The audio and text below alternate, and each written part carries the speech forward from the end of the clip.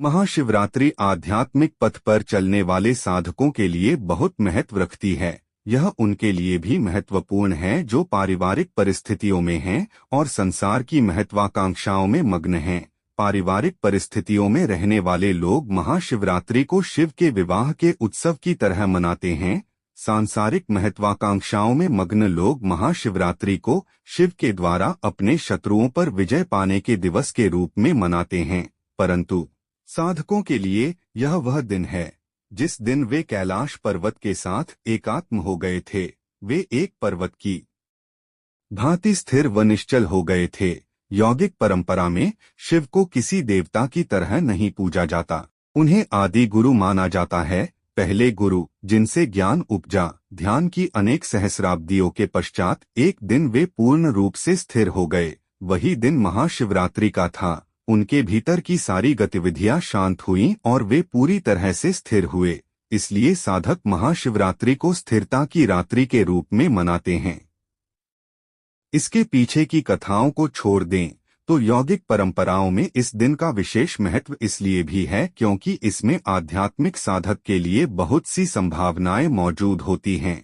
आधुनिक विज्ञान अनेक चरणों से होते हुए आज उस बिंदु पर आ गया है जहां उन्होंने आपको प्रमाण दे दिया है कि आप जिसे भी जीवन के रूप में जानते हैं, पदार्थ और अस्तित्व के रूप में जानते हैं, जिसे आप ब्रह्मांड और तारामंडल के रूप में जानते हैं, वह सब केवल एक ऊर्जा है जो स्वयं को लाखों करोड़ों रूपों में प्रकट करती है। यह वैज्ञानिक तथ्य प्रत्येक योगी के लिए एक अनुभव से उपजा सत्य है। योगी शब्द से तात्पर्य उस व्यक्ति से है जिसने अस्तित्व की एकात्मकता को जान लिया है। जब मैं कहता हूँ योग तो मैं किसी विशेष अभ्यास या तंत्र की बात नहीं कर रहा।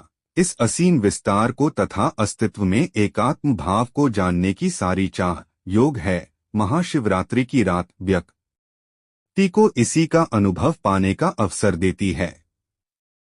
शिवरात्रि माह का सबसे अंधकारपूर्ण दिवस होता है। प्रत्येक माह शिवरात्रि का उत्सव तथा महाशिवरात्रि का उत्सव मनाना ऐसा लगता है मानो हम अंधकार का उत्सव मना रहे हों। कोई तर्कशील मन अंधकार को नकारते हुए प्रकाश को सहज भाव से चुनना चाहेगा, परंतु शिव का शाब्दिक अर्थ ही यही है। जो नहीं है, जो है वह अस्तित्व और सृजन है। जो नहीं है वह शिव है। जो नहीं है उसका अर्थ है।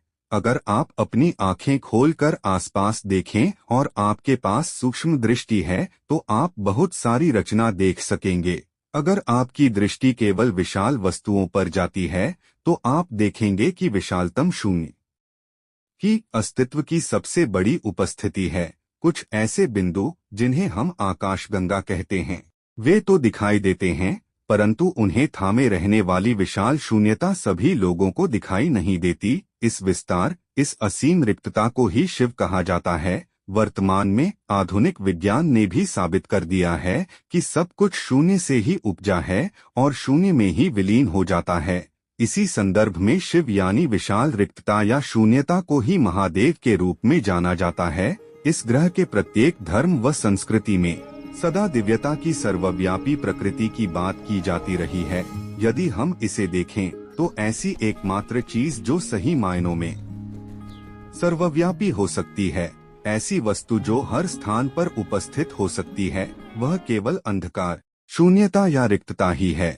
सामान्यतः जब लोग अपना कल्याण चाहते हैं तो हम उस दिव्य को प्रकाश के रूप में दर्शाते हैं। जब लोग अपने कल्याण से ऊपर उठकर अपने जीवन से परे जाने पर, विलीन होने पर ध्यान देते हैं और उनकी उपासना और साधना का उद्देश्य विलयन ही हो, तो हम सदा उनके लिए दिव्यता को अंधकार के रूप में परिभाषित करते हैं। प्रकाश आपके मन की एक छोटी सी घटना है। प्रकाश शाश्वत नहीं है। यह सदा से एक सीमित संभावना है क्योंकि यह घटकर समाप्त हो जाती है। हम जानते हैं कि इस ग्रह पर सूर्य प्रकाश का सबसे बड़ा स्रोत है, यहाँ तक कि आप हाथ से इसके प्रकाश को रोककर भी अंधेरे की परछाई बना सकते हैं। परंतु अंधकार सर्वव्यापी है, यह हर जगह उपस्थित है। संसार के अपरिपक्व मस्तिष्कों ने सदा अंधकार को एक शैतान के रूप में चित्रित किया है, पर जब आप दिव्य शक्ति को सर्वव्यापी कहते हैं तो आप स्पष्ट रूप से इसे अंधकार कह रहे होते हैं, क्योंकि सिर्फ अंधकार सर्वव्यापी है। यह हर ओर है। इसे किसी के भी सहारे की आवश्यकता नहीं है। प्रकाश सदा किसी ऐसे स्रोत से आता है जो स्वयं को जला रहा हो। इसका एक आरंभ व अंत होता है। यह सदा सीमित स्रोत से आता है। अंधकार का कोई स्रोत नहीं है। यह अपने आप में एक स्रोत है। यह सर्वत्र उपस्थित है। तो जब हम शिव कहते हैं तब हमारा संकेत अस्तित्व की उस असीम रिक्तता की ओर होता है। इसी रिक्तता की गोद में सारा सृजन घटता है। रिक्तता की इसी गोद को हम शिव कहते हैं। भारतीय संस्कृति में सारी प्राचीन प्रार्थनाएं केवल आपको बचाने या आपकी बेहतरी के संदर्भ में नहीं थीं। सारी प्राचीन प्रार्थनाएं कहती हैं, हे ईश्वर, मुझे नष्ट कर दो ताकि मैं आपके समान हो जाऊं। तो जब हम शिवरात्रि कहते हैं, जो कि माह का सबसे अंधकारपूर्ण दिन है, तो यह एक ऐसा अवसर होता है कि व्यक्ति अपनी सीमितता को विसर्जित करके सृजन के उस असीम स्रोत का अनुभव करे जो प्रत्येक मनुष्य में बीज रूप में उपस्थित है। महाशिवरात्रि एक अवसर और संभावना है जब आप स्वयं को हर मनुष्य के भीतर बसी असीम रिक्तता के अनुभव से जोड़ सकते हैं, जो कि सारे सृजन का स्रोत है। एक ओर शिव संहारक कहलाते हैं और दूसरी ओर वे सबसे अधिक करुणामयी भी हैं। वे बहुत ही उदार हैं। यौगिक गाथाओं में वे अनेक स्थानों पर महाकरुणामयी के रूप में सामने आते हैं। उनकी करुणा के रूप विलक्षण और अद्भुत रहे हैं। इस प्रकार महाशिवरात्रि कुछ ग्रहण करने के लिए भी एक विशेष रात्रि है। यह हमारी इच्छा तथा आशीर्वाद है कि आप इस रात में कम से कम एक क्षण के लिए उस असीम विस्तार का अनुभव करें जिसे हम शिव कहते हैं। यह केवल एक नींद से जागते रहने की रात भर न रह जाए। यह आपके लिए जागरण की रात्रि होनी चाहिए, चेतना व जागरूकता से भरी एक रात्रि। वीडियो में दी गई जानकारी आपको कैसी लगी कमेंट के माध्यम से बताएं। वीडियो को लाइक और चैनल को सब्सक्राइब करें। धन्यवाद।